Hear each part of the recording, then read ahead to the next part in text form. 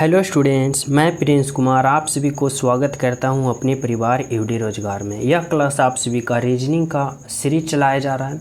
इसमें आप सभी को टॉप 20 प्रश्न देखने को मिलेगा।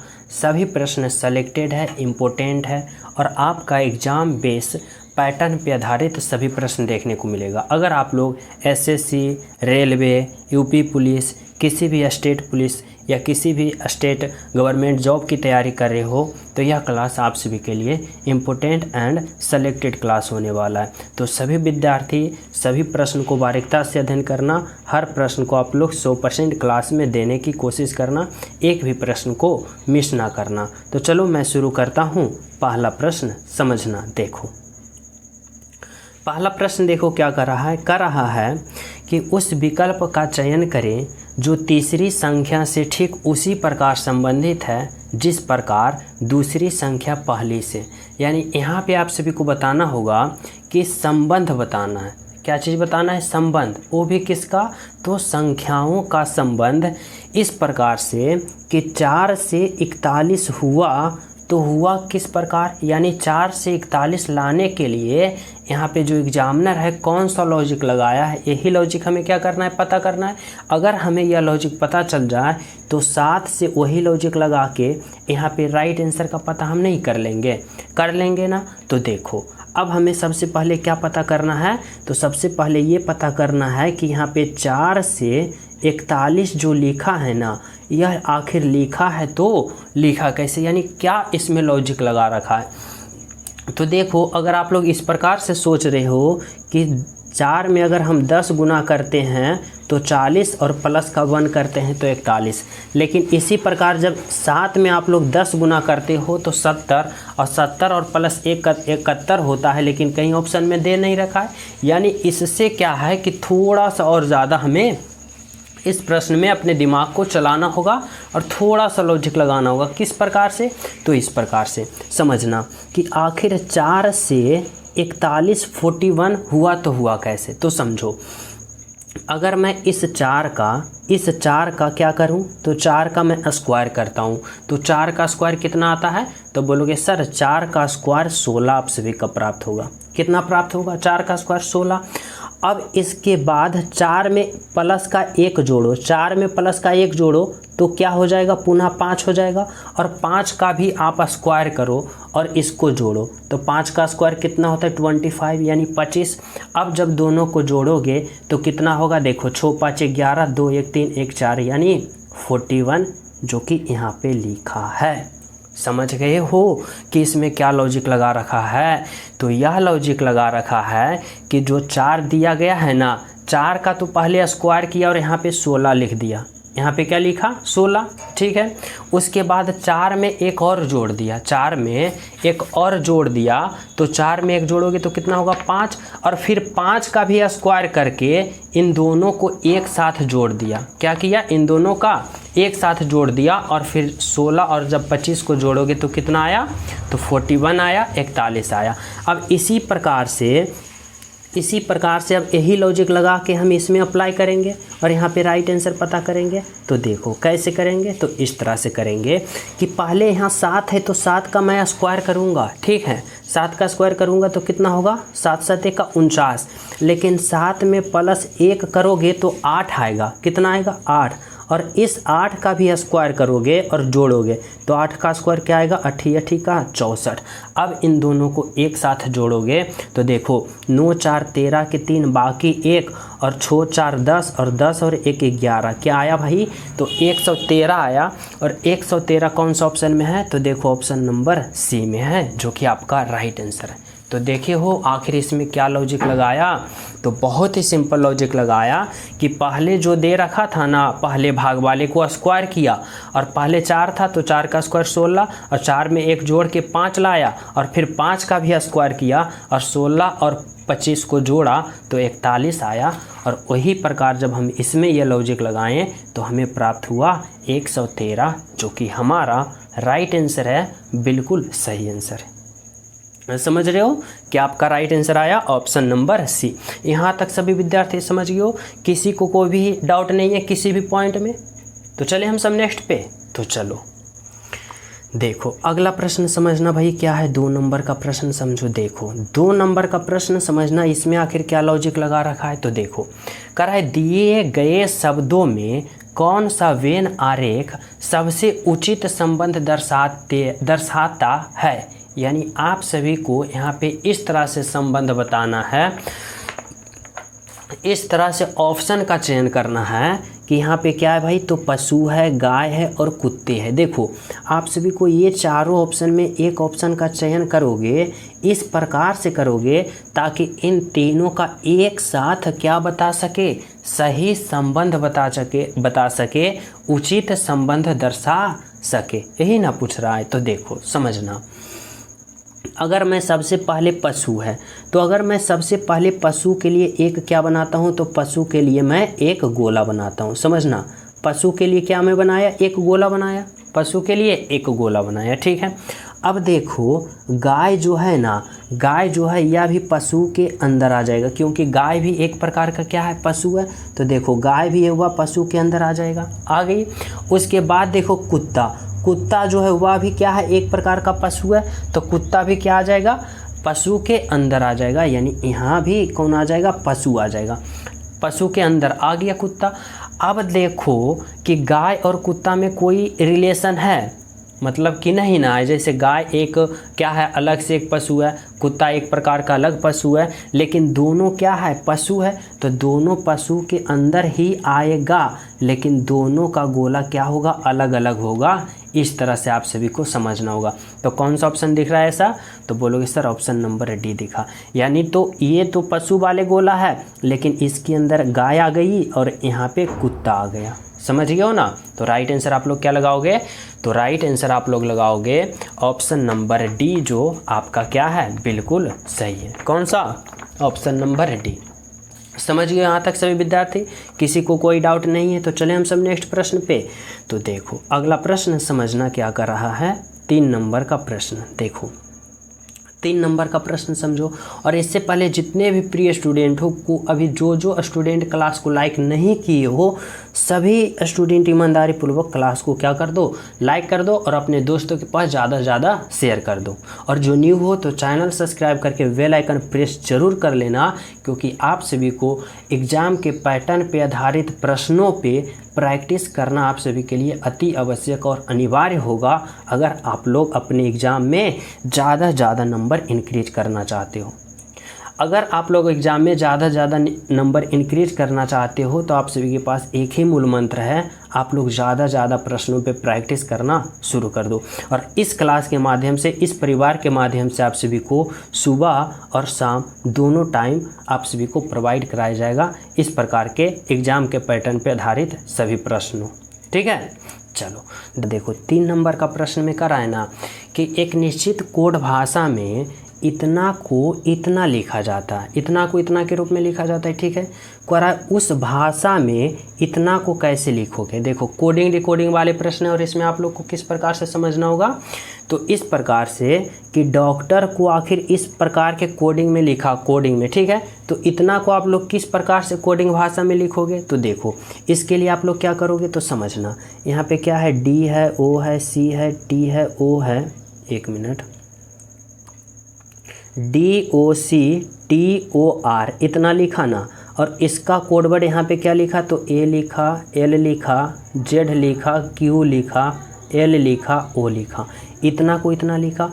और आप सभी को मैं बता चुका हूँ कि अल्फ़ा वर्ड से जब भी रीजनिंग का कोई भी प्रश्न अल्फ़ा वर्ड से आए और आप सभी को लगे कि हमें अब कोई भी लॉजिक समझ में ना आ रहा हो, या फिर इतना से इतना लिखा तो लिखा क्या, तो आप लोग अंतिम पोजीशन में क्या करना कि अल्फ़ा वर्ड का प्रयोग करना, उसके बाद लॉजिक लगाना। जैसे इस प्रकार से डी का अल्फ़ा वर्ड पोजीशन 4 होता है, ओ का 15 होता है और सी का 3 होता है, टी का 20 होता है, पुनः ओ का 15 होगा और आर का कितना होगा, 18 होगा। ठीक है। उसके बाद देखो ए का अल्फ़ाबेट पोजीशन 1 होता है, एल का 12 होता है, जेड का 26 होता है, क्यू का 17 होता है, फिर एल का कितना होता है, 12 होता है और ओ का 15 होता है। इतना इस प्रकार से अल्फ़ाबेट लिख लियो। अब आप लोग देखो यहाँ पे लॉजिक लगाओगे ना तो बहुत ही आसान तरीक़ा से लगा पाओगे। कैसे, तो देखो अगर हम बात करें कि डी से आप लोग कहाँ जा रहे हो, तो ए पे जा रहे हो, यानी डी से ए लिखा है, यानी 4 से 1 लिखा है ना, तो क्या किया है, तो बोलोगे सर यहाँ पे 3 माइनस कर दिया है, यानी 4 में 3 माइनस किया 1, और 1 का अल्फ़ाबेट पोजीशन 1 ए हुआ है। उसी प्रकार देखो ओ का 15 और 15 से 12 यानी एल पे गया, तो ओ से एल पे गया, यानी 15 से 12 पे गया, तो क्या हुआ, तो माइनस का 3 हुआ ना। उसी प्रकार यहाँ पे क्या है, तो सी से कहाँ पे गया, तो सी से जेड पे गया, सी का अल्फ़ाबेट पोजीशन 3 और 3 से जेड पे गया, तो किस प्रकार गया, इस प्रकार से ना सोचोगे कि सी डी ई इस तरफ से, नहीं, देखो यहाँ पे सी हुआ, फिर बी हुआ, फिर ए हुआ, फिर जेड हुआ, तो देखो सी से कहाँ पे गया, जेड पे, तो 1 2 3 कहाँ गया, तो माइनस का 3 गया ना, यानी माइनस का 3 गया, तो यहाँ पे भी क्या होगा, माइनस का 3। उसी प्रकार देखो टी का 20 और क्यू का 17, तो 20 से 17 माइनस का 3, ओ से 12 यानी 15 से 12 गया माइनस का 3, और आर का 18, ओ का 15, 18 से 15 पे गया माइनस का 3। यानी क्या किया ना कि डॉक्टर के सभी अल्फ़ाबेट में माइनस का 3 किया और इतना लिख दिया। तो इतना का हम सभी के अल्फ़ाबेट में माइनस का 3 करके और राइट आंसर का पता नहीं कर लेंगे ना, तो करो ना, तो देखो समझना यहाँ पे क्या है, तो NURSE है, नर्स है। देखो यहाँ पे क्या है, N है, U है, R है, S है, E है, इतना है ना। अब इतना के सभी का अल्फ़ाबेट में हमें क्या करना है, माइनस का 3 इससे पहले आप लोग क्या करो, तो अल्फ़ाबेट पोजीशन लिखो। देखो N का 14, उसके बाद U का 21, R का 18 और S का 19 और E का 5, ठीक है। देखो अब आप लोग यहाँ पे -3 करो, जब 14 में माइनस का 3 करोगे तो कितना होगा, तो बोलोगे 11, और 11 जो अल्फ़ाबेट पोजीशन किसका होता है, के का, समझ रहे हो ना। उसी बात देखो यहाँ पे क्या है, यू का 21, जब 21 में आप लोग 3 माइनस कर दोगे तो कितना आएगा, 18, और 18 जो होता है वह किसका होता है, आर का, तो यहाँ पे आर होगा। फिर देखो आर का 18, जब 18 में 3 घटाओगे तो कितना होगा, 15, और 15 जो होता है ओ का होता है। फिर देखो एस का अल्फ़ाबेट पोजीशन 19, और जब 19 में आप लोग 3 घटाओगे तो कितना आएगा, 16, और 16 जो होता है पी का होता है।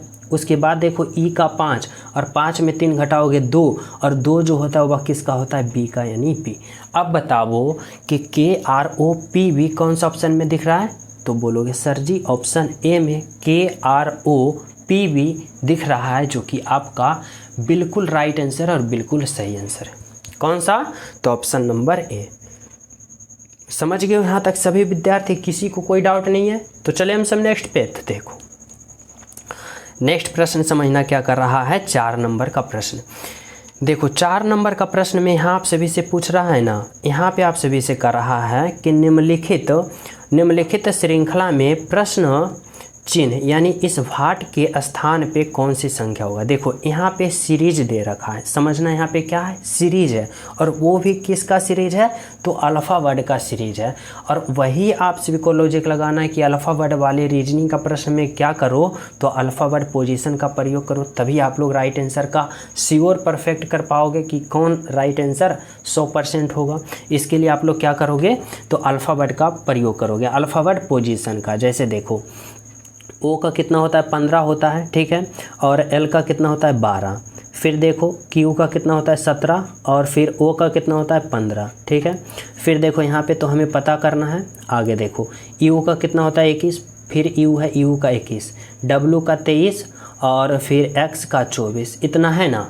अब आप सभी को यहाँ पे क्या करना है, तो यहाँ पे आप लोग को सोचना होगा इस तरह से कि देखो ओ से क्यू गया, ठीक है, समझना हमारी बातों को, क्या गया, तो ओ से कहाँ पे गया, क्यू पे, और ओ का 15 और क्यू का 17, यानी 15 से 17 गया तो प्लस का 2 हुआ ना। इसी प्रकार जब हम क्यू से अगले पद निकालेंगे तो यहाँ पे निकालेंगे तो क्या करेंगे, यहाँ भी प्लस का 2 करेंगे, समझना, प्लस का 2 करेंगे। तो देखो क्यू का अल्फ़ाबेट पोजीशन 17, जब 17 में आप लोग 2 जोड़ोगे तो 17 2 19 होगा, कितना होगा, यहाँ पे 19 होगा। और 19 जो अल्फ़ाबेट पोजीशन होता है ना, वह किसका होता है, तो एस का होता है। एस का क्या होता है, एस का 19 होता है। तो यहाँ पे क्या दोगे, s दोगे, समझ रहे हो ना। उसके बाद देखो कि s से जब u पे चलते हो तो s का देखो 19 है और u का 21 है, तो 19 से 21 गया तो प्लस का 2 यहाँ भी हुआ। उसके बाद देखो u से w पे गया, यानी u का 21 और w का 23, तो प्लस का 2 हुआ। यानी क्या चल रहा है, तो +2 का सीरीज चल रहा है ना, तो यहाँ पे s आ गया। अब इसी प्रकार से किस में देखना है, तो दूसरे वाले में देखना है। यहाँ पे देखो l से कहाँ गया, o पे, और l का 12 o का 15, तो 12 से 15 गए तो यहाँ पे देखो +3 आ गया, ठीक है, समझना। फिर देखो o से इसी प्रकार जब यहाँ पे चलेंगे तो कितना करेंगे, प्लस का 3, तो o का 15, और 15 में जब प्लस का 3 करोगे तो 15 और 3 कितना होगा, 18, क्या होगा 18, और 18 जो होता है वह क्या होता है, तो 18 आर्क होता है। यानी 18 जो होता है वह किसका अल्फ़ाबेट पोजीशन होता है, तो आर का होता है, तो यहाँ पे आर लिखोगे। फिर देखो आर से यू पे गए हो तो आर का 18, और 18 से 21 गए हो तो यहाँ पे क्या हुआ, यहाँ भी प्लस का 3 हुआ, और 21 से 24 पे गए हो यानी यू से एक्स पे गए हो तो यहाँ भी प्लस का 3 हुआ। तो यानी क्या हुआ ना, इसमें किस प्रकार का लॉजिक लगा है, +2 +3 +2 +3 का सीरीज चला, जिसमें हमें क्या राइट आंसर निकल के आया, तो एस निकल के आया और आर निकल के आया। एस आर कौन सा ऑप्शन में दिख रहा है, तो बोलोगे सर ऑप्शन डी में दिख रहा है, जो कि आपका राइट आंसर है। तो आप सभी एग्जाम में इस तरह से राइट आंसर प्राप्त कर सकते हो, कब, जब आप सभी को अल्फ़ाबेट पोजीशन याद हो ए से जेड तक, तब, समझ रहे हो। तो चले हम सब नेक्स्ट प्रश्न पे। तो देखो नेक्स्ट प्रश्न आप लोग समझना क्या कर रहा है, 5 नंबर का प्रश्न। देखो 5 नंबर का प्रश्न आप लोग ध्यानपूर्वक समझने की कोशिश करना कि आखिर इसमें आप सभी से किस प्रकार का प्रश्न पूछ रखा है। देखो समझना, कराए दिए गए पैटर्न का ध्यानपूर्वक अध्ययन करें और उस संख्या का चयन करें जो प्रश्न चिन्ह के स्थान के प्रश्न चिन्ह को बदल सके। यानी इस भाट के जगह पे जो आप सभी को बताना है कि कौन सा ऑप्शन यहाँ पे आ सकती है, समझना। तो ऐसे प्रश्न में आप लोग क्या करोगे, तो इस प्रकार से लॉजिक लगाना और इस प्रकार से सोचना कि आखिर जिस प्रकार से यहाँ पे 53 आया ना, जिस प्रकार से यहाँ पे 50 आया ना, तो उसी प्रकार से यहाँ पे हम राइट आंसर लाने की कोशिश करेंगे। यानी हमें सोचना होगा कि 7, 8, 3 में किस प्रकार कैलकुलेशन करें ताकि 53 आ जाए, उसी प्रकार इतना इतना इतना में किस प्रकार कैलकुलेशन किया कि 50 आ जाए, उसी प्रकार यहाँ पे राइट आंसर पता नहीं कर लेंगे ना। तो इससे पहले हमें क्या करना है कि इसमें सोचना होगा, इसमें आखिर हमें लॉजिक लगाना होगा। तो समझो, देखो अगर हम इस 7 और 8 को आपस में क्या करते हैं, गुना करते हैं, तो देखो समझना, 7 गुने का 8 करते हैं तो 7 × 8 का 56 आ रहा है। कितना आ रहा है, 56 आ रहा है।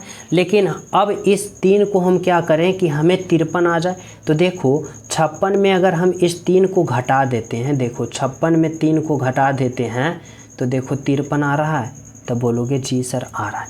यानी क्या लॉजिक लगाया भाई, तो पहले और दूसरे को गुना किया, ठीक है, गुना कर दिया, और जितना गुना करके आया ना उसमें तीसरे को घटा दिया, और तीसरे को घटा दिया तो चौथा यहाँ पे आ गया, ठीक है। अब यही लॉजिक क्या करना है, इसमें अप्लाई करना है, यानी पहले और दूसरा को क्या करना है, गुना करना है।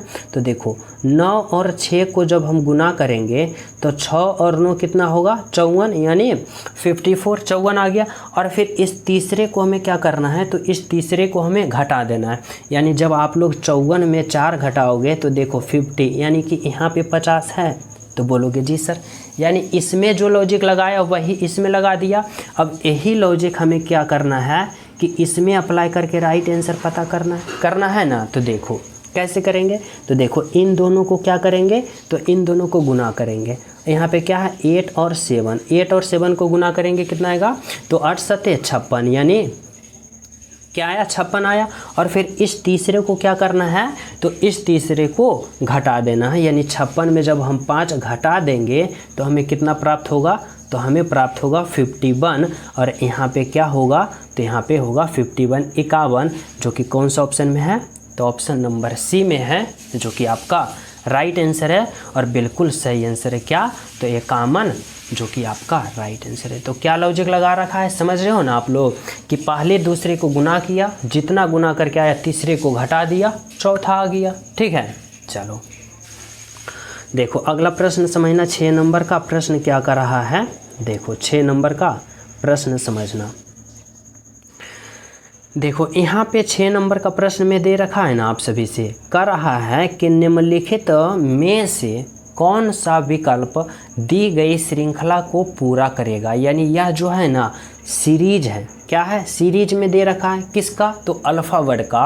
और जहाँ जहाँ खाली स्थान दिख रहा है ना वहाँ वहाँ बताना है कि क्या क्या भराएगा और राइट आंसर का आप सभी को क्या करना है, चयन करना है। तो ऐसे प्रश्न को आप लोग किस प्रकार से सोच सकते हो, लॉजिक लगा सकते हो, तो उसी प्रकार से कि जिस प्रकार से मैं बता चुका हूँ। कैसे भाई, तो समझना। सबसे पहले आप लोग क्या करो, तो इसमें अल्फ़ाबेट को काउंट करो कि कितना इसमें अल्फ़ाबेट है। जैसे कि इस तरह से यहाँ पे 1 2 3 4 5 6 7 8 9 10 11 12 13 14 15 16, आखिर इसमें कितना टोटल अल्फ़ाबेट है, तो बोलोगे सर यहाँ पे 16 है। और इस 16 को आप लोग गुणनखंड के रूप में किस प्रकार से लिख सकते हो, तो इस प्रकार से लिख सकते हो कि या तो 4 गुने 4 या तो 2 गुने का 8, इस तरह से लिख सकते हो ना। और कोई तरीका है लिखने का, तो नहीं। तो देखो यानी हमारे कहने का मतलब है ना, कहने का मतलब है या तो आप लोग 4 4 के छोटे छोटे खंड में विभक्त करो या फिर आप लोग 2 2 के छोटे खंड में विभक्त करो। यानी देखो अगर हम 4 4 के छोटे छोटे खंड में विभक्त करते हैं तो देखो 2 और 2 4, 2 और 2 4, ठीक है। फिर देखो 2 और 2 4 और 2 और 2 4, 4 4 के छोटे छोटे खंड में विभक्त कर दिया। अब यहाँ पे आप सभी को सोचना होगा ना और लॉजिक लगाना होगा इस तरह से। किस तरह से, तो इस तरह से कि यहाँ पे क्या होगा। तो देखो हमारी बातों को यहाँ पे थोड़ा सा समझो इस तरह से कि यहाँ पे देखो k है और k का बाद क्या आया, तो x और z आया। तो इस k के बाद मैं यहाँ पे x लिखता हूँ और यहाँ पे मैं z लिखता हूँ। अब देखो क्या सीरीज चल रहा है, तो k x z m, ठीक है। फिर यहाँ पे देखो k x z, तो यहाँ पे क्या होना चाहिए, m होना चाहिए। फिर देखो k x z m, फिर देखो k x z m, यानी सभी में देखो सभी में बराबर बराबर खंडों में हम क्या कर दिए, फिलअप कर दिए।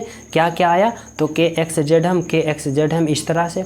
अब देखो हम क्या क्या उठाएं, तो पहले में हम x उठाएं, फिर क्या z, फिर यहाँ पे क्या उठाएं m, फिर यहाँ पे क्या भरें z और यहाँ पे क्या भरें, तो x भरें। अब आप लोग बताओ कि कौन सा ऑप्शन में x z m z x दिख रहा है भाई, तो देखो x z m z x option number B में दिख रहा है। यानी आपका राइट आंसर क्या निकल के आया, तो ऑप्शन नंबर बी निकल के आया, जो कि बिल्कुल सही है और बिल्कुल सत्य है। ऑप्शन नंबर बी है। समझ गए हो सभी विद्यार्थी यहाँ तक। तो चले नेक्स्ट प्रश्न पे, तो समझो नेक्स्ट प्रश्न समझना क्या कर रहा है। 7 नंबर का प्रश्न देखो, 7 नंबर का प्रश्न आप लोग समझने की कोशिश करना, आखिर इसमें क्या आप सभी से पूछ रहा है और आपका दिमाग किस प्रकार से लॉजिक लगा रहा है, यही तो आप सभी को सोचना है। तो देखो कह रहा है ना, किसी निश्चित कूट भाषा में इतना को इतना लिख रहा है, ठीक है भाई। तो इस भाषा में इतना को किस प्रकार लिखा जाएगा। देखो यहाँ पे क्या है, कोडिंग डिकोडिंग वाले प्रश्न है। किस प्रकार से सोचोगे, तो इस प्रकार से सोचोगे कि PEN क्या है, PEN है ना। और इतना को क्या लिखा, तो 3 लिखा, 2 लिखा, 1 लिखा, 0 लिखा, 2 लिखा, 8 लिखा। समझना हमारी बातों को, इतना को इतना लिखा, तो आखिर क्या लॉजिक लगा रखा है। तो इसको पता करने के लिए आप लोग क्या करो, तो वही अल्फ़ाबेट का प्रयोग करो। किस तरह से भाई, तो इस तरह से पता करना। समझो देखो P का कितना होता है 16, ठीक है। E का कितना होता है 5 और N का कितना होता है 14, इतना होता है ना। इसका क्या अल्फ़ाबेट। अब आप लोग देखो और समझो कि आखिर 16 से 32 लिखा यहाँ पे, तो क्या किया, तो बोलोगे सर 16 में गुना का 2 किया। देखो 16 में जब हम गुना का 2 करेंगे तो 32 आया, तब बोलोगे जी सर। उसी प्रकार देखो यहाँ 5 से यहाँ पे क्या लिखा, 10 लिखा, तो क्या किया 5 में भी, इस 5 में भी क्या किया, गुना का 2 किया, तो 5 गुना का 10 देखो लिखा ना। अब उसी प्रकार n का 14 होता है और 14 से यहाँ क्या लिख दिया 28, तो 14 में भी 2 गुना किया और यहाँ पे 28 लिख दिया। लिख दिया। वही ना है, देखो 32 10 28 यानी पी का अल्फ़ाबेट 16, लेकिन 16 में 2 गुना करके 32 लिखा, ई का 5, 5 में 2 गुना करके 10 लिखा, और एन का 14, और 14 में 2 गुना करके 28 लिखा। तो इतना क्या हम सभी का अल्फ़ाबेट पोजीशन में 2 गुना करके राइट आंसर पता नहीं कर लेंगे ना। तो समझो, देखो इस तरह से, किस तरह से भाई, तो इस तरह से देखो, टी का अल्फ़ाबेट पोजीशन कितना होता है, तो बोलोगे सर टी का होता है 20, लेकिन 20 का हमें 2 गुना कर देना है, तो 20 का 2 गुना कितना होता है 40, तो यहाँ पे 40 होगा।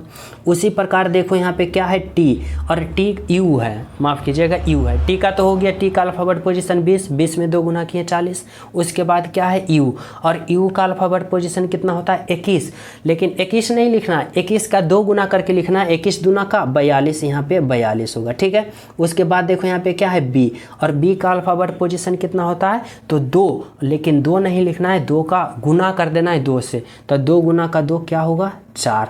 अब बताओ हमारी बातों को यहाँ पे कि कौन सा ऑप्शन में 40 42 4 दिख रहा है, तो 40 42 4 देखो वनली वन ऑप्शन बी में दिख रहा है, जो कि आपका राइट आंसर है। तो समझ में आप लोग आया, आप सभी को समझ पाए कि क्या लॉजिक लगाया, तो यह समझ में आया कि सभी का अल्फ़ाबेट पोजीशन में 2 गुना किया, और यहाँ पे राइट आंसर का लिख दिया, जो कि हमें ऑप्शन नंबर बी में राइट आंसर मिला। तो समझ रहे हो, इस तरह से आप लोग समझ गए हो सभी विद्यार्थी। तो चले नेक्स्ट पे, तो देखो नेक्स्ट प्रश्न समझना आप लोग क्या कर रहा है, 8 नंबर का प्रश्न आप लोग समझने की कोशिश करना, आखिर इसमें क्या लॉजिक लगा रखा है। तो देखो करा है, सही विकल्प का चयन करें जो निम्न शब्दों के एक तर्कपूर्ण तथा अर्थपूर्ण कर्ण में दर्शाता है। यहाँ पे आप सभी को समझना होगा ना, और सोचना होगा इस तरह से कि बचपन है, यौवनावस्था है, शैशवावस्था है, वृद्धावस्था है, और फिर यहाँ पे क्या है किशोरावस्था है, ठीक है। अब बताओ कि इसमें सबसे पहले आखिर क्या होगा, क्या कर रहा है, तर्कपूर्ण तथा अर्थपूर्ण कर्म में दर्शाना है, यानी सबसे पहले क्या होगा, उसके बाद और फाइनल अंत में कौन होगा, इस कर्म में आप सभी को क्या करना है बताना है। तो कैसे, तो इस तरह से समझो। अगर हम बात करें कि इसमें सबसे पहले क्या होगा, तो बोलोगे सर अगर हम सबसे पहले की बात करें तो क्या होता है शैशवावस्था यानी 3 नंबर। शैशवावस्था देखो क्या होता है ना, शैशवावस्था जिस टाइम वह यौवन अवस्था से क्या होता है, जैसे माँ का पेट में ही रहता है, उसी को कहा जाता है शैशवावस्था। माँ के पेट में जो जिस समय वह रहता है उसको क्या कहा जाता है शैशवावस्था। उसके बाद फिर क्या कहा जाता है, तो शैश अवस्था से जब थोड़ा सा विकास होगा ना, उसका थोड़ा सा विकास होगा, यानी वह कौन अवस्था में आ जाएगा, बचपन अवस्था में। जैसे ही वह बाहर आएगा माँ का पेट से तो वह बचपन अवस्था में यानी छोटा सा अवस्था में रहेगा, यानी 1 नंबर, ठीक है भाई, बचपन अवस्था में आ गया। अब उस प्रकार से बचपन अवस्था से जैसे ही थोड़ा सा विकास और करेगा तो किस अवस्था में आएगा, यानी किशोर अवस्था से। बचपन अवस्था से विकास होने के बाद किशोर अवस्था से 5 नंबर। और जब यहाँ पे किशोर अवस्था से जब और ज़्यादा विकास होगा तो क्या होगा, यौवना अवस्था में, यानी जिसे बोला जाता है जवान युवा, समझो वही होता है यौवना अवस्था, यानी 2 नंबर। और जब वही होगा यौवना अवस्था से जब थोड़ा सा और ज़्यादा विकास होगा तो वह किस अवस्था में चला जाएगा, तो वह चला जाएगा फाइनल यानी वृद्ध अवस्था में, यानी 4 नंबर।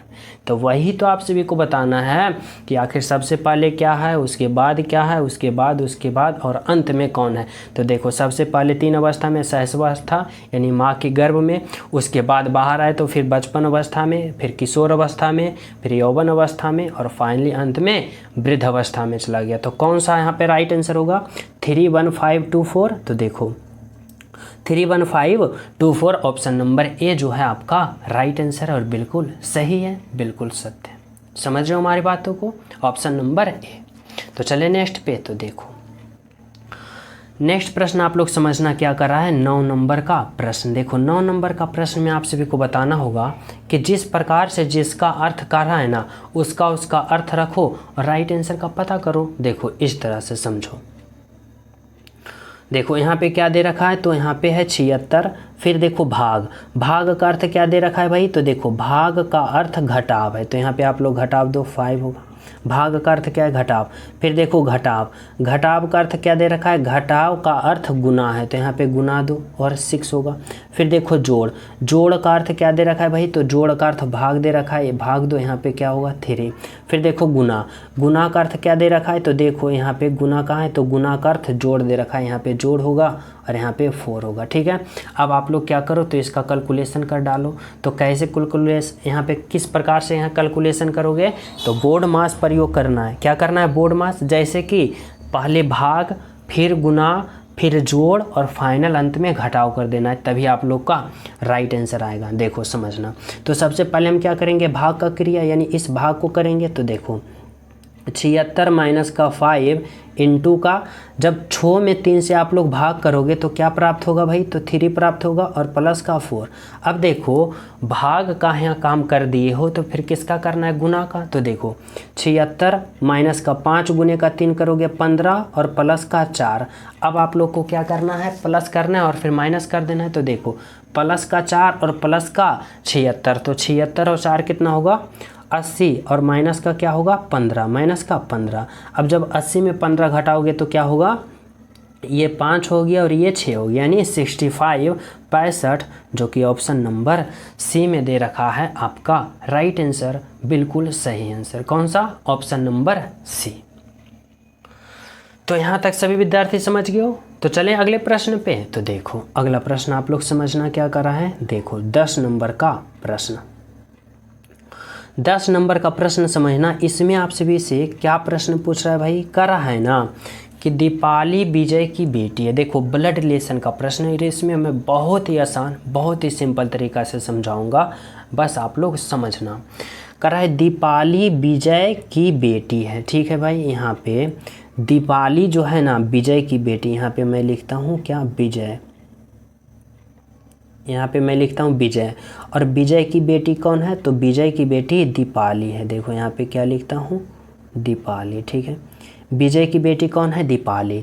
ठीक है, आगे क्या कर रहा है, तो आगे कर रहा है जिसकी पत्नी सुनीता है, जिसकी पत्नी सुनीता, यानी विजय की पत्नी कौन है, तो विजय की पत्नी सुनीता है। ठीक है, सुनीता, यहाँ पे पति पत्नी कौन हो गया, तो सुनीता और विजय पति पत्नी हो गया, और उसका बेटी कौन है, दीपाली है। ठीक है, अब प्रश्न करा यदि दीपाली मोहन की पत्नी है। देखो दीपाली जो है ना वह मोहन की पत्नी है, यानी दीपाली के पति कौन होगा, तो मोहित, मोहित है, माफ़ कीजिएगा यहाँ पे मोहन नहीं, मोहित।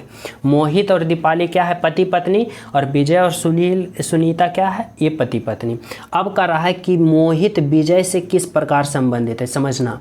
क्या कर रहा है, मोहित विजय से, यानी विजय जो है वह मोहित को क्या कहेगा, यानी कि विजय जो है ना, यह विजय है वह मोहित को क्या कहेगा भाई, तो देखो मोहित का ये दीपाली कौन है, बेटी है, तो ये कौन होगा, दामाद होगा, यानी विजय जो होगा वह मोहित को क्या कहेगा, तो दामाद कहेगा, यानी ऑप्शन नंबर डी कहेगा, जो कि आपका राइट आंसर है, सन इन लॉ यानी दामाद।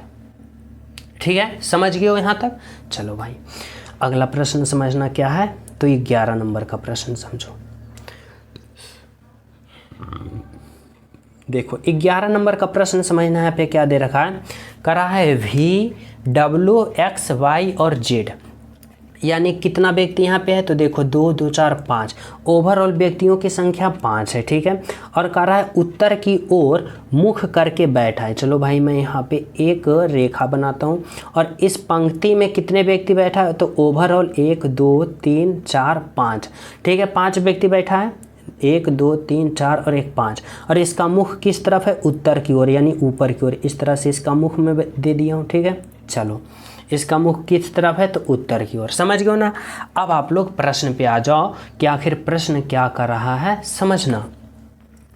कर रहा है W जो है ना, W V और X के बीच में है, W जो है V और X के बीच में। ठीक है भाई, आगे देखो बाई जेड के बाईं ओर है। ठीक है, बाई जेड के बाईं ओर है, मैं मान लिया।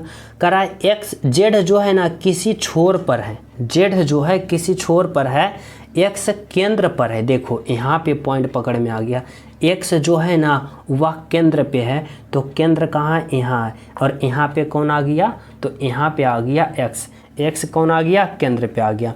एक्स के दाहिने कौन है ये पूछ रहा है, हमें क्या पूछा है, एक्स के दाहिने ओर। देखो यहाँ पे ये पॉइंट कवर कर दिया कि क्या कर दिया कि एक्स जो है ना केंद्र पे आ गए हो। अब आप लोग यहाँ पे खेलना शुरू करो। किस प्रकार से, तो इस प्रकार से पहले से देखो कराए ना कि डब्लू भी और एक्स के बीच में, भी और एक्स के बीच में एक्स तो यहाँ पे केंद्र पे पहुँचा है, अपना यहाँ जगह लूट लिया। कराए भी और एक्स के बीच में डब्लू है, यानी भी यहाँ होगा, एक मिनट,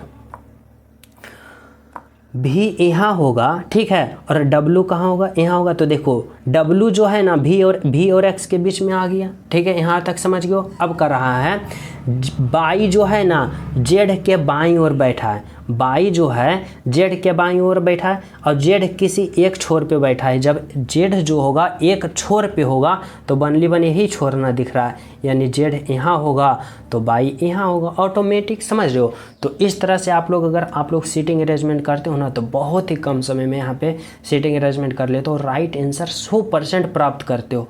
अब आप लोग प्रश्न पे आ जाओ कि एक्स के दाएं कौन बैठा है। तो देखो इधर दाएं होता है और इधर बाएं होता है, और पूछ रहा है एक्स के दाएं। तो देखो एक्स का दाएं किधर होता है भाई, तो एक्स यहाँ है, एक्स कहाँ है, यहाँ, और एक्स का क्या पूछ रहा है, दाएं पूछ रहा है। तो एक्स का दाएं किधर होगा, तो एक्स यहाँ है तो एक्स का दाएं इधर होगा, और इधर क्या होगा, तो एक्स का इधर बाएं होगा, एक्स का इधर बाएं होगा और इधर दाएं होगा। अगर उत्तर की ओर मुंह करके बैठा है तो देखो पूछ रहा है एक्स के दाएं ओर कौन है, तो एक्स के दाएं ओर बाई है, जो कि ऑप्शन नंबर डी में है आपका राइट आंसर, बिल्कुल सही आंसर।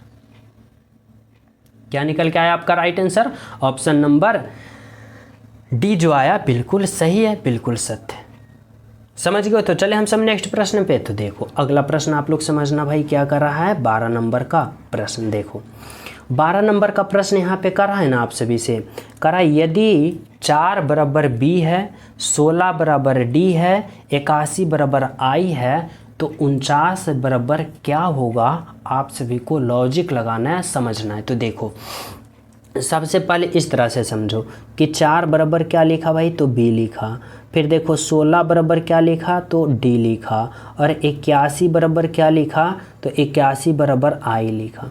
अब बताओ कि इतना बराबर इतना कैसे लिखा, समझ रहे हो ना। तो देखो क्या किया ना, इसमें इस तरह से लॉजिक लगाओ, इस तरह से समझो कि देखो बी का जो वास्तविक अल्फ़ाबेट पोजीशन होता है ना, बी का वास्तविक अल्फ़ाबेट पोजीशन तो कितना होता है, तो बी का अल्फ़ाबेट पोजीशन 2 होता है, और 2 का स्क्वायर कर दिया और यहाँ पे क्या लिख दिया 4, समझना हमारी बातों को। उसी प्रकार डी का जो वास्तविक अल्फ़ाबेट पोजीशन होता है ना, यानी 4 होता है। डी कितने नंबर पे होता है, 4 नंबर पे, और यहाँ पे क्या किया ना 4 का स्क्वायर किया और यहाँ पे 16 लिख दिया, समझना हमारी बातों को। उसी प्रकार देखो आई का अल्फ़ाबेट पोजीशन 9 होता है, और 9 का स्क्वायर किया और यहाँ पे क्या लिख दिया 81 लिख दिया, यानी बी का अल्फ़ाबेट पोजीशन का स्क्वायर करके कितना लिखा यहाँ पे। उसी प्रकार डी का अल्फ़ाबेट पोजीशन का स्क्वायर करके इतना लिखा, उसी प्रकार आई का अल्फ़ाबेट पोजीशन का स्क्वायर करके यहाँ पर लिख दिया, लिखा ना। तो उसी प्रकार यहाँ पे देखो 49 को हम क्या करेंगे, किस प्रकार से करेंगे, तो 49 का हम वर्ग निकालेंगे, 49 का वर्ग निकालोगे तो कितना आएगा 7, और 7 जो होता है वह किसका अल्फ़ाबेट पोजीशन होता है, जी का, यानी यहाँ पे क्या होगा, तो यहाँ पे जी लिखोगे, यहाँ पे जी लिखोगे, और जी कितने नंबर पे होता है 7 नंबर पे, और जब 7 का स्क्वायर करोगे तो यहाँ पे क्या लिखा है, तो 49 लिखा है। देखो 49 लिखा है ना, यानी 49 का अर्थ क्या आया, जी आया, जो कि कौन सा ऑप्शन में होगा, तो ऑप्शन नंबर सी में होगा आपका राइट आंसर। हर पॉइंट को यहाँ तक सभी विद्यार्थी कवर करते जा रहे हो ना, किसी भी कोई प्रश्न में डाउट नहीं है। अगर किसी भी विद्यार्थी को कुछ भी डाउट हो तो आप लोग कमेंट में करना, अगले क्लास में आप सभी को सोल्व कर दिया जाएगा, ठीक है। चलो 13 नंबर का प्रश्न समझना क्या कर रहा है। देखो 13 नंबर का प्रश्न समझो, कर रहा है कथन एवं पूर्वधारणा को ध्यान पूर्वक पढ़ते हुए सही विकल्प का चयन करें, यानी कथन निष्कर्ष वाले प्रश्नों को आप सभी को यहाँ पे बताना होगा। कैसे, तो इस तरह से समझो। कथन क्या कर रहा है भाई, कर रहा है ना व्यक्ति को वृक्ष के नीचे नहीं सोना चाहिए, यह क्या कर रहा है, कथन कर रहा है, ठीक है। व्यक्ति को वृक्ष के नीचे क्या करना चाहिए, नहीं सोना चाहिए, ये तो कथन कर रहा है। अब निष्कर्ष पे आ जाओ भाई, पूर्व धारणा इसका क्या कर रहा है, करा है पत्ते गिरने से वस्त्र खराब हो जाते हैं। अच्छा बताओ, जब आप लोग वृक्ष के नीचे अगर सोते हो तो पत्ता गिरेगा तो आपका वस्त्र यानी कपड़ा खराब हो जाएगा? नहीं ना। यानी क्या है निष्कर्ष एक तो पूर्ण गलत है, यानी सदासद गलत है। कौन सा? तो निष्कर्ष एक ही है। अब निष्कर्ष 2 पे आ जाओ। निष्कर्ष 2 क्या करा है? वृक्ष से रात में CO2 निकलता है जो स्वास्थ्य के लिए हानिकारक होता है। तो बोलोगे जी सर, क्योंकि वृक्ष जो होता है ना रात को CO2 यानी कार्बन डाइऑक्साइड छोड़ता है और ऑक्सीजन लेता है, और दिन में क्या होता है वृक्ष ना कि ऑक्सीजन छोड़ता है और कार्बन डाइऑक्साइड लेता है। तो अब बताओ, करा है वृक्ष से रात में CO2 कार्बन डाइऑक्साइड निकलता है जो स्वास्थ्य के लिए हानिकारक होता है। तो बिल्कुल हानिकारक होता है, यानी इसी कारण करा है व्यक्ति को वृक्ष के नीचे नहीं सोना चाहिए। कब? तो रात में नहीं सोना चाहिए ताकि आपका स्वास्थ्य सही रह सके। तो क्या होगा? निष्कर्ष 2 की बात करें तो यह सही होगा, क्योंकि यह भी कर रहा है कि वृक्ष से रात को CO2 निकलता है जो कि बिल्कुल सही है, और जो आपका स्वास्थ्य पे क्या होगा? हानिकारक होगा। बिल्कुल सही है ना। तो यानी केवल ओनली 1 निष्कर्ष 2 सही है, जो कि आपका ऑप्शन नंबर सी में दिया गया है कि केवल 2 अंतर्हित है जो कि सही है। ठीक है, समझ गए यहाँ तक सभी विद्यार्थी? तो चलिए नेक्स्ट प्रश्न पे। तो देखो नेक्स्ट प्रश्न समझना क्या कर रहा है। 14 नंबर का प्रश्न देखो। 14 नंबर का प्रश्न क्या कर रहा है? कथन निष्कर्ष वाले प्रश्न है। कर रहा है सभी मैट कोइर है। मैट जिसे आप चटाई कहते हैं, ये जितना भी मैट है ना, यह सभी मैट क्या है? तो यह सभी मैट कोइर है। यहाँ पे कोइर लिखता हूँ, कोइर है। चलो भाई, सभी मैट क्या है? कोइर है। अब देखो निष्कर्ष 2 क्या कर रहा है? कर रहा है सभी कोइर जूट है। या जितने भी कोइर है ना, यह सभी कोइर क्या है? तो सभी कोइर जूट है। क्या है? जूट है। अब आप लोग क्या पे आ जाओ? तो आप लोग निष्कर्ष पे आ जाओ। क्या कर रहा है निष्कर्ष 1? कर रहा है सभी जूट कोइर है। देखो सभी जूट यहाँ यानी बड़ा वाला जूट है और कोइल ये छोटा वाला है। अब बताओ कि सभी जूट यानी सभी बड़ा वाला जूट इस कोइर के अंदर है? नहीं ना है। और यहाँ पे क्या कर रहा है? सभी जूट कोइर है तो नहीं है, यानी निष्कर्ष 2 गलत होगा। अब निष्कर्ष 2 पे आ जाओ। निष्कर्ष 1 गलत हो गया, निष्कर्ष 2 पे आ जाओ। कर रहा है सभी मैट जूट है। देखो सभी मैट कहाँ? ये एम वाले जो है क्या है? ये सभी क्या है? मैट है। और सभी मैट जूट के अंदर है। जूट ये है यानी बड़ा वाला, और इस बड़ा वाले के अंदर देखो मैट है। तो बोलोगे जी सर, यानी सभी मैट जूट है, यानी सभी जितना भी मैट है ना जूट के अंदर है। तो बोलोगे जी सर, यानी ओनली 1 केवल 2 निष्कर्ष सही है, जो कि कौन सा ऑप्शन में है? तो ऑप्शन नंबर बी में है, जो कि ओनली 1 2 निष्कर्ष सही है। ठीक है, समझ गए हो? चलो अगला प्रश्न देखो क्या है। 15 नंबर का प्रश्न समझना। इसमें आपसे वैसे क्या पूछ रखा है भाई? देखो करा है ना, दिए गए विकल्पों में से वह आकृति चुने जो नीचे दिए गए पैटर्न को पूरा करती है। यानी बताना होगा ना आप सभी को कि यहाँ पे कहाँ पे? यहाँ पे इस भाट के जगह आप लोग कौन सा यहाँ पे उत्तर आकृति को उठा के रखोगे ताकि यह प्रश्न आकृति पूर्ण रूप से फिलअप हो जाए। तो कैसे सोचोगे? तो इस तरह से सोचना, इस तरह से समझो। किस तरह से? देखो यहाँ पे जो ये फिगर है ना, देखो इस चतुर्भुज के अंदर यहाँ 4 छोटे छोटे खंड में बनाया, और यहाँ पे आप लोग समझना कि इस घर में जो आकृति है ना, जस्ट इसका उल्टा इस प्रकार यहाँ पे भी रख दिया। जो यहाँ पे है वही यहाँ पे रखा, तो जो यहाँ पे है वही यहाँ पे नहीं होगा। तो देखो यहाँ पे किस प्रकार से? इस प्रकार से एक रेखा इस प्रकार से। तो देखो ऐसा कौन सा फिगर है? तो ये तो होगा नहीं। ऑप्शन बी नहीं होगा क्योंकि इसके अंदर 2 रेखा बना दिया है, और ऑप्शन सी नहीं होगा। ओनली 1 देखो ऑप्शन नंबर डी होगा। यानी यहाँ पे कौन सा ऑप्शन उठा के रखोगे? तो ऑप्शन नंबर डी उठा के रखोगे, जो कि आपका क्या होगा? बिल्कुल राइट आंसर होगा और बिल्कुल सही आंसर होगा। समझ रहे हो सभी विद्यार्थी यहाँ तक? तो चले नेक्स्ट पे। तो देखो नेक्स्ट प्रश्न आप लोग समझना क्या कर रहा है। 16 नंबर का प्रश्न देखो। 16 नंबर का प्रश्न कर रहा है कथन और निष्कर्ष वाले हैं। कर रहा है सभी सुई पिन है। देखो सभी सुई, यहाँ पे मैं क्या लिखता हूँ? सभी सुई। यहाँ पे जितना भी सुई है ना, यह सभी सुई क्या है? तो यह सभी सुई पिन है। यहाँ पे मैं क्या लिखता हूँ? पिन। ठीक है, सभी सुई पिन है। अब कर रहा है सभी पिन, यह जितना भी पिन है ना, यह सभी पिन क्या है? पत्र है। यानी यहाँ पे पत्र होगा। सभी पिन क्या है? पत्र है। इस तरह से अब आप लोग क्या पे आ जाओ? तो यहाँ पे आप लोग निष्कर्ष पे आ जाओ। निष्कर्ष एक देखो क्या कर रहा है कि सभी सुई पत्र है, तो देखो सभी सुई यहाँ है, पत्र यहाँ है, तो सभी सुई देखो पत्र के अंदर है, बोलोगे जी सर है, यानी निष्कर्ष एक क्या है, सही है। अब निष्कर्ष 2 पे आ जाओ। कह रहा है कुछ पीन सुई है, कुछ पीन, पीन देखो यहाँ है, सुई यहाँ है, कह रहा है कुछ पीन सुई है, यानी यह पीन जो है ना कुछ पीन सुई होगा, तो बिल्कुल होगा, यानी निष्कर्ष क्या है, 2 भी सही है। यानी यहाँ पे आपका राइट आंसर क्या होगा, तो राइट आंसर होगा 1 और 2 दोनों अनुसरण करते हैं, यानी राइट आंसर क्या होगा, 2। राइट आंसर क्या होगा, ऑप्शन नंबर सी जो होगा, 1 और 2 दोनों ही अनुसरण करते हैं। ठीक है, ऑप्शन नंबर सी। समझ गए हो कि क्या राइट आंसर होगा, ऑप्शन नंबर सी। चलो देखो अगला प्रश्न समझना क्या करा आप सभी के लिए, 17 नंबर का प्रश्न। 17 नंबर का प्रश्न यहाँ पे आप सभी को बताना होगा।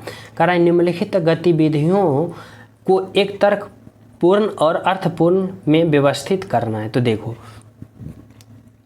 जब भी ऐसा प्रश्न आ जाए ना, तो आप लोग क्या करना, कॉमन को पहले यहाँ पे कट करना है। तो देखो यहाँ पे कॉमन क्या दिख रहा है, तो ए ई कॉमन दिख रहा है। फिर देखो क्या कॉमन दिख रहा है, तो यहाँ पे देखो फिर कॉमन क्या दिख रहा है, तो x क्या दिख रहा है, कॉमन दिख रहा है। और यहाँ पे क्या बचा, तो यहाँ पे a बचा, सी बचा, a बचा, e बचा।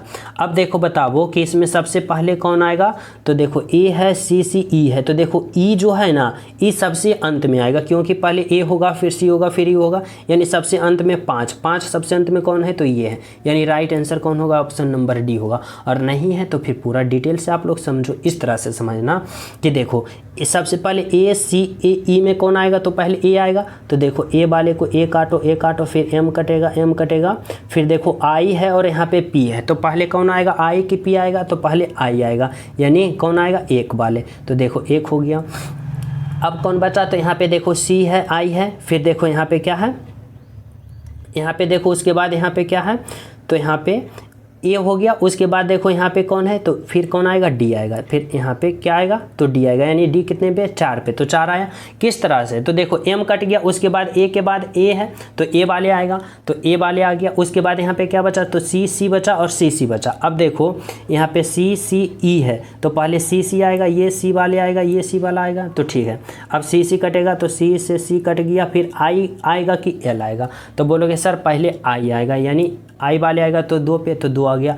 उसके बाद कौन आएगा, एल वाले आएगा, तो यानी 3 नंबर पे, और सबसे अंतिम में ई है, तो ई आएगा, यानी 5 नंबर पे आया ना। तो इस तरह से आप सभी को जो कॉमन दिखेगा पहले काटना, और उसके बाद अल्फ़ाबेट में जाना कि सबसे पहले अल्फ़ाबेट कौन आता है, उसके बाद कौन आता है। तो इस तरह से राइट आंसर आपका ऑप्शन नंबर डी आया, जो कि बिल्कुल सही है, बिल्कुल सत्य है। समझ गए हो। तो चलें हम सब नेक्स्ट पे। तो देखो 18 नंबर का प्रश्न समझो। देखो 18 नंबर का प्रश्न में क्या दे रखा है ना, कह रहा है यहाँ पे आप सभी से कि नीचे 4 दिए गए विकल्पों में से 3 किसी ना किसी रूप से समान है, परंतु एक अलग है, और जो अलग है ना उसी का आप सभी को क्या करना है, चयन करना है और राइट आंसर का पता करना है। तो कैसे करोगे, तो इस तरह से समझना और इस तरह से सोचना कि आखिर इन चारों में सबसे अलग कौन है। और देखो यहाँ पे कोई भी रिलेशन आप सभी को समझ में नहीं ना आ रहा है, कोई भी लॉजिक, तो आप लोग क्या करो, अल्फ़ाबेट का प्रयोग करो। कैसे, तो देखो अगर मैं ऑप्शन ए की बात करें तो इसमें क्या होगा, जी का अल्फ़ाबेट पोजीशन 7, आई का 9 और के का 11, ठीक है। और बी की बात करें तो बी में देखो क्या है, टी का अल्फ़ाबेट पोजीशन 20 और यू का 21, और फिर यहाँ पे क्या है, भी का 22 होगा। और सी ऑप्शन में देखो क्या है, बी का 2 होता है, डी का 4 होता है और एफ का 6 होता है। और ऑप्शन डी में देखो क्या है, एन का 14, पी का 16 और आर का 18, ठीक है। समझ लो। अब आप लोग देखो कि आखिर इसमें क्या लॉजिक लगा रखा है। तो देखो अगर हम 7 से 9 पे जाते हैं, यानी इस तरह से समझना कि जी से आई पे जाता है, यानी 7 से 9 पे जाता है, तो 7 और 2 9, यानी प्लस का 2 किया। फिर देखो आई से के पे गया, यानी 9 से 11 पे गया, प्लस का 2। ऑप्शन बी में आ जाओ, टी से कहाँ पे गया, यू पे, तो टी का 20 और यू का 21, यानी 20 से 21 प्लस 1, और फिर यू से भी यानी 21 से 22 यानी प्लस 1, ठीक है। अब ऑप्शन सी में आ जाओ, तो देखो बी से डी गया, यानी 2 से 4 प्लस का 2, और डी से एफ यानी 4 से 6 प्लस का 2। फिर देखो एन से पी 14 से 16 प्लस का 2, और पी से आर यानी 16 से 18 प्लस का 2। तो अब आप सभी को कोई लॉजिक समझ में आया, तो बोलोगे जी सर आया। यानी option A, option C, option D में प्लस का दो किया, लेकिन ऑप्शन नंबर बी में प्लस का वन किया, इसीलिए आपका राइट आंसर होगा ऑप्शन नंबर बी 4 बाहुबली, जो कि बिल्कुल सही है, बिल्कुल सत्य। ठीक है, समझ रहे हो? तो चले अगले प्रश्न पे। तो देखो अगला प्रश्न आप लोग समझना क्या कर रहा है, 19 नंबर का प्रश्न। देखो 19 नंबर का प्रश्न आप लोग समझना, इसमें आप सभी से क्या पूछ रहा है भाई, कर रहा है कि नीचे दिए गए अक्षर समूह का उपयोग करके कौन सा अक्षर समूह नहीं बनाया जा सकता है। यहाँ पे देखो याद रखना, नहीं बनाया जा सकता है, यानी इतना का प्रयोग करके कौन सा ऑप्शन जो है वह नहीं बना सकते हो। तो देखो समझना क्या है, बुकिंग, BOOKING। अब देखो ऑप्शन ए को मैं चेक करता हूँ, क्या है, KBON। देखो K है, B है, O है, N है, यानी ऑप्शन ए तो बनाया जा सकता है। ऑप्शन अब क्या देखो, ऑप्शन ए बनाया जा सकता है, ऑप्शन बी देखो BOPING, क्या है, B है, O है, P देखो P कहीं दिखा, बोलोगे नहीं दिखा, यानी आपका राइट आंसर होगा ऑप्शन नंबर बी, क्योंकि इतना में P है ही नहीं, इसलिए यहाँ पे P देखो है, और इसमें कहीं P दिख रहा है, नहीं ना दिख रहा है, यानी इसलिए आपका राइट आंसर ओनली वन जो क्या होगा, ऑप्शन नंबर बी होगा, जो कि बिल्कुल सही है और बिल्कुल सत्य है। Right answer option number B है। समझ गए हो सभी विद्यार्थी यहाँ तक? तो चले हम सब अगले प्रश्न पे। तो देखो अगला प्रश्न आप लोग समझना क्या कर रहा है, तो 20 नंबर का प्रश्न। देखो 20 नंबर का प्रश्न में आप लोग समझने की कोशिश करना, कह रहा है कि उस विकल्प का चयन करें जो तीसरे शब्द से ठीक उसी प्रकार संबंध है जो जिस प्रकार दूसरा पहले से, यानी संबंध बताना है। और किसका, तो संख्या शब्दों का संबंध, किसका बताना है, शब्दों का, यानी रबड़ का संबंध पेंसिल से किस प्रकार है। तो अब आप लोग सोचो उसी प्रकार कुर्सी का संबंध यहाँ पे क्या होगा। तो देखो हमारी बातों को समझना कि जिस प्रकार हम रबड़ का प्रयोग क्यों करते हैं, रबड़ आखिर किस प्रकार लिए बनाया गया है। तो बोलोगे सर रबड़ जो बनाया गया है ना, पेंसिल के जो लिखावट होता है उसको मिटाने के लिए, यानी रबड़ का प्रयोग करते हो लिखावट को मिटाने के लिए, यानी जो पेंसिल से लिख देता है उसको मिटाने के लिए। उसी प्रकार कुर्सी का प्रयोग आप लोग क्या करते हो, तो किस चीज़ के लिए आप लोग कुर्सी का प्रयोग करते हो, लकड़ी के लिए, प्लास्टिक के लिए, मेज के लिए नहीं ना, तो क्या के लिए, तो बैठने के लिए। तो जिस प्रकार रबड़ का प्रयोग करते हो पेंसिल को मिटाने के लिए, उसी प्रकार कुर्सी का प्रयोग करते हो बैठने के लिए, यानी ऑप्शन नंबर ए। ठीक है, तो चले नेक्स्ट प्रश्न पे। तो देखो ये 20 प्रश्न हो गया, और ये प्रश्न जो आप सभी के लिए है, ये आप सभी के लिए होमवर्क HW के लिए आप सभी का वर्क दिया जा रहा है। कह रहा है यहाँ पे बताना है कि इतना का प्रयोग करके कौन सा समूह नहीं बनाया जा सकता है। देखो नहीं बनाया जा सकता है, यानी इन चारों ऑप्शन में कौन सा ऑप्शन जो होगा इतना का प्रयोग करके नहीं बनाया जा सकता है, जो आप सभी को बताना है और राइट आंसर प्रयोग करना है। सभी विद्यार्थी ईमानदारी पूर्वक इस प्रश्न का राइट आंसर कॉमेंट में जरूर बताना, ठीक है।